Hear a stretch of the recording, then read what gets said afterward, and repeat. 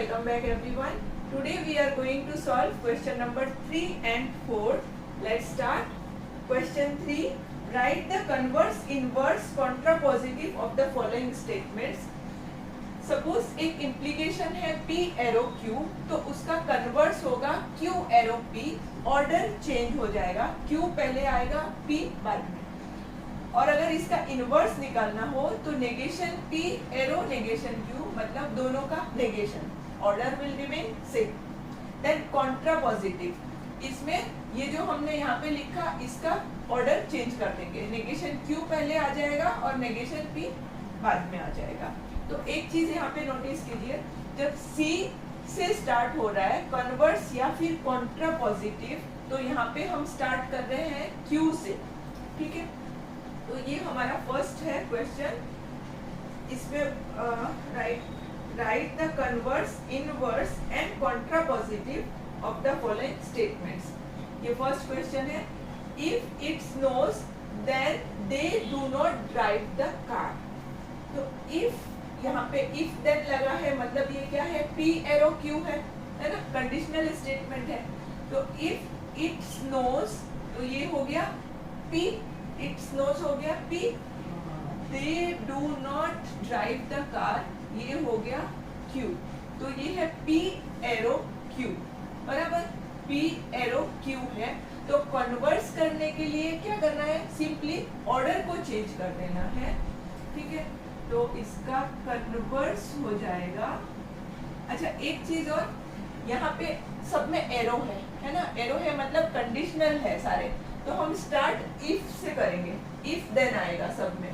ठीक है, तो हम Q जो है वो लिखेंगे, लेकिन उससे पहले स्टार्ट करेंगे इफ से.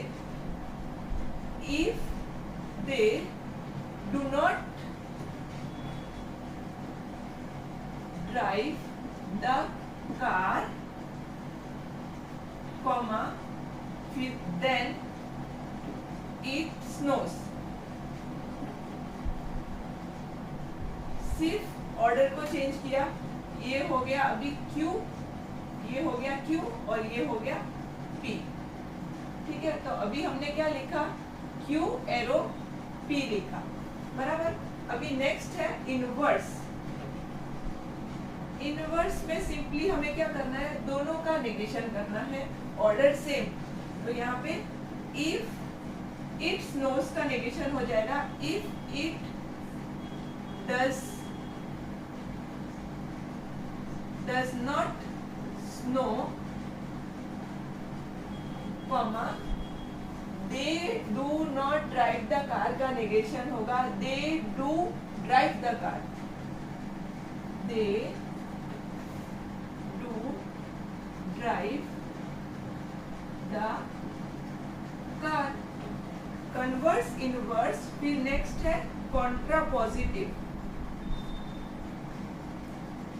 सीक्वेंस को याद रखना. कॉन्ट्रापॉजिटिव, इसमें हमने जो ये लिखा है अभी, इसका ऑर्डर चेंज कर देना है. तो यहाँ पे लिखेंगे इफ से शुरू होगा.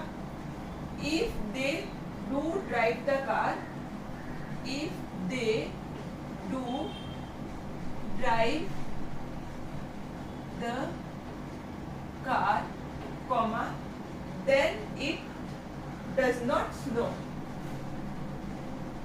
then it does not snow.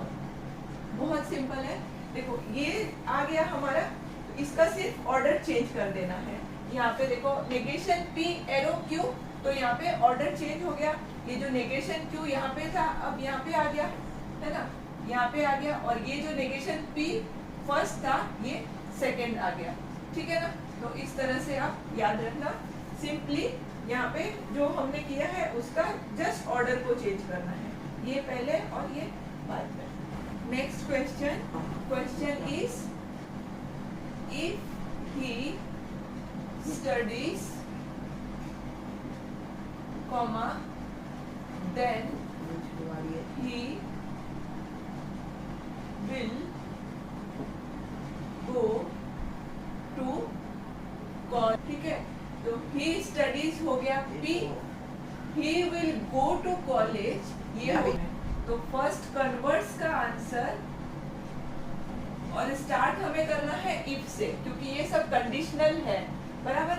तो हम स्टार्ट करेंगे इफ से, और ये पहले लिखेंगे if he will go to college, comma then he studies. सिर्फ ऑर्डर को चेंज करना है, ठीक है। अब नेक्स्ट कन्वर्स के बाद इनवर्स, इसमें हमें क्या करना होता है, ऑर्डर को सेम रखना है, जस्ट नेगेशन लिखना है, इसका भी नेगेशन और इसका भी नेगेशन।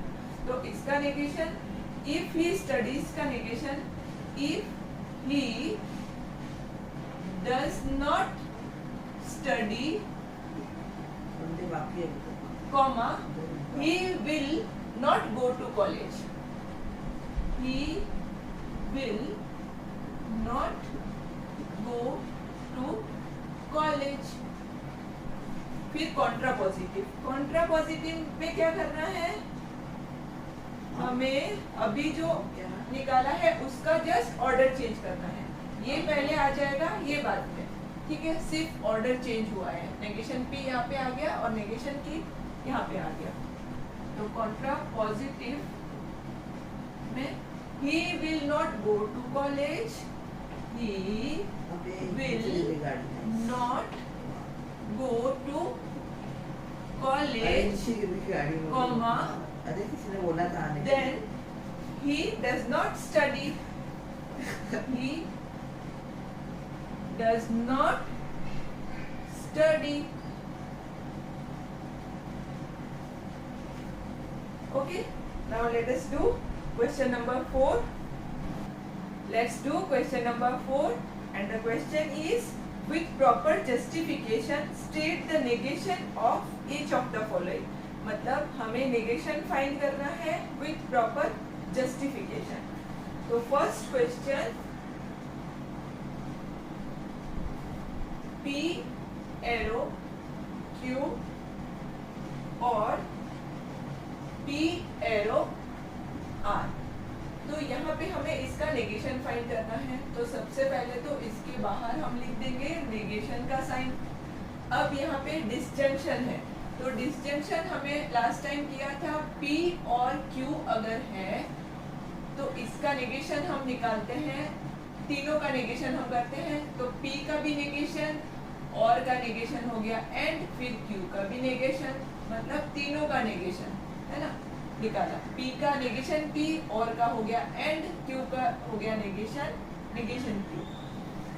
सिमिलरली हियर, यहाँ पे फर्स्ट का नेगेशन, फिर और का एंड लिखेंगे, फिर इसका भी नेगेशन करेंगे, ठीक है।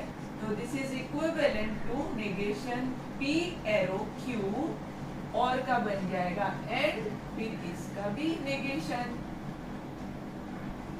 ठीक है। अब यहाँ पे हमें इसका नेगेशन करना है। तो हमने लास्ट वीडियो में किया था, negation of P arrow Q is P and negation Q, bracket के अंदर P फर्स्ट जो है वो एज इट इज, फिर आ जाएगा एंड, फिर Q का नेगेशन, जो सेकेंड वाला होगा उसका negation. Similarly here P negation of this, तो ये फर्स्ट जो है वो एज इट इज, फिर आ जाएगा एंड, फिर सेकेंड वाले का नेगेशन, बस हो गया। और रूल हमने जो यूज किया वो है यहाँ पे, बाय नेगेशन ऑफ डिसजंक्शन,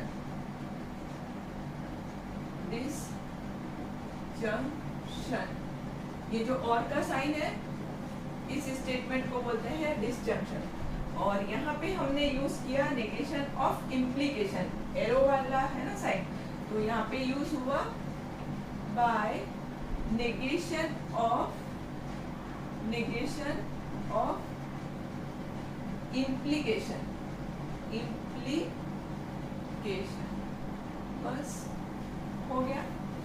अब हम करते हैं नेक्स्ट वाला sum, question number 2, P double arrow Q, P double arrow Q, इसको बोलते हैं बाई कंडीशनल या फिर डबल कंडीशन ये है डिसजंक्शन का साइन या फिर और का sign, negation Q, arrow negation R। ये क्वेश्चन है और इसका हमें नेगेशन फाइंड करना है, ठीक है। तो ब्रैकेट के बाहर मैंने लिखा है यहाँ पे नेगेशन, ठीक है, नेगेशन ऑफ दिस। तो यहाँ पे ये डिसजंक्शन का साइन है, तो ये वाला रूल फिर से यूज होगा, मतलब बाय नेगेशन ऑफ डिसजंक्शन। तो हम क्या करेंगे, फर्स्ट जो है उसका नेगेशन, और का नेगेशन हो जाएगा एंड फिर इसका भी नेगेशन लिखेंगे। तो नेगेशन ऑफ पहला वाला है P डबल एरो Q, फिर और का बन जाएगा एंड फिर इसका नेगेशन। तो negation Q arrow negation R। तो अभी हमने यूज किया नेगेशन ऑफ डिसजंक्शन, मतलब पहले वाले का नेगेशन, फिर इसका और का बन गया एंड फिर सेकंड वाले का नेगेशन, ठीक है। अब बाइकंडीशनल स्टेटमेंट का नेगेशन हमने लास्ट वीडियो में किया था। सिंपल हमें यहाँ पे क्या करना है, P एंड नेगेशन Q, फिर और, फिर ये जो लिखा है PQ यहाँ पे आ जाएगा Q और यहाँ पे आ जाएगा P। तो ये बन जाएगा Q and negation P, Q and negation P, ठीक है। फिर एंड लिखा और ये जो पूरा नेगेशन है ये हमने इस ब्रैकेट में कर दिया। अब इसका नेगेशन हमने इम्प्लीकेशन का रूल पढ़ा था। देखो इम्प्लीकेशन के टाइम जैसे P एरो Q है, इसका नेगेशन हम क्या करते थे, P को हम रखते थे एज इट इज, फिर आ जाएगा एंड फिर नेगेशन Q। तो यहाँ पे फर्स्ट जो है वो एज इट इज रहेगा, ये फर्स्ट टर्म है, ये एज इट इज रहेगा, फिर आ जाएगा एंड फिर सेकंड वाले का नेगेशन, ठीक है। और यहाँ पे हमने यूज किया बाइकंडीशनल और कंडीशनल। तो लिखेंगे by negation of conditional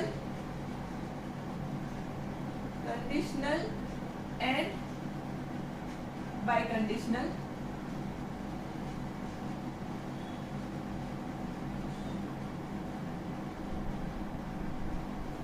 Okay, now this is equivalent to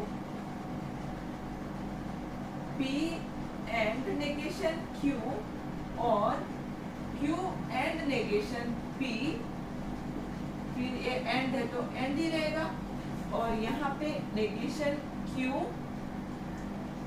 and negation of negation R हो जाएगा R, ठीक है।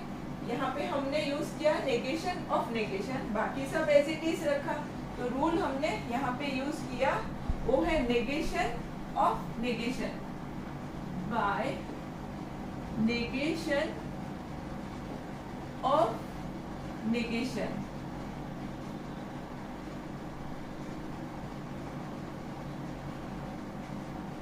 ओके, तो ये हो गया हमारा negation of this question number 2. Now let us solve last sum. With proper justification state the negation of the following. तो ये question 4 का थर्ड पार्ट है, इसका हमें negation फाइंड करना है। तो ब्रैकेट लिखा और बाहर negation का साइन। अब यहाँ पे ये है फर्स्ट टर्म, ये है एंड का साइन और ये है सेकेंड टर्म। तो negation of P and Q is negation of P, फिर एंड का हो जाता है और Q का होगा negation Q। मतलब इसका भी नेगेशन, इसका भी नेगेशन और इसका भी नेगेशन, तीनों का नेगेशन। तो हमें यहाँ पे फर्स्ट इसका नेगेशन लिखना है, तो ये हो जाएगा P arrow Q negation P arrow Q, फिर एंड का हो जाएगा और फिर R का नेगेशन होगा नेगेशन R। हमने रूल अप्लाई किया कंजक्शन का, तो लिखेंगे बाय नेगेशन ऑफ